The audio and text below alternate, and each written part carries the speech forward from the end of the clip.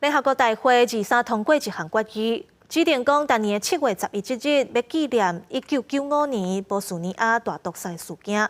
波斯尼亚民众党认为讲，总算是慎重正义啊。不过，塞尔维亚总统批评讲，说纪念日对和解无帮助，而且这反对和弃权的票数加起来是比赞成的更较多，代表这项决定有争议。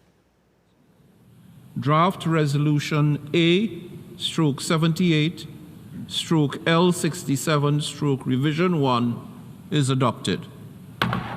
联合国大会23以84票赞成、19票反对、68票弃权，通过一项决议案，指定每年7月10日是纪念1995年波斯尼亚大屠杀的种族灭绝国际日。真侪波斯尼亚民众最近伫遮看直播，拢认为总算等到正义。Konačno je došao red da ljudi koji su stradali dobiju svoje pravo i da ih niko ne može omalovažavati i poricati ono što su im učinili. 这场大屠杀是指1995年发生伫波斯尼亚加赫塞哥维那的雪布尼查，由世俗共和国军队伫波斯尼亚战争期间所执行的大屠杀，造成大约8000位波斯尼亚的平民死亡。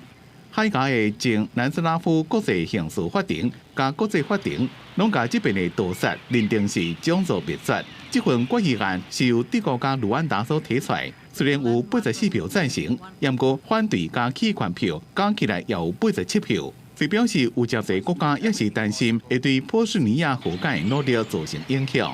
塞尔维亚总统武契奇也强调，这项决议也阁有争议。This is not about reconciliation. This is not about memories. This is something that will just open an old wound and that will create a complete political havoc. 将破获境内一半领土的世俗共和国总统多迪克伫社群媒体 X 发文表示，联合国的决议是波斯尼亚人强加给因国家，也认为这份决议将会分裂世俗共和国，并且威胁攻击的脱离破获。公司新闻陈伟林编辑。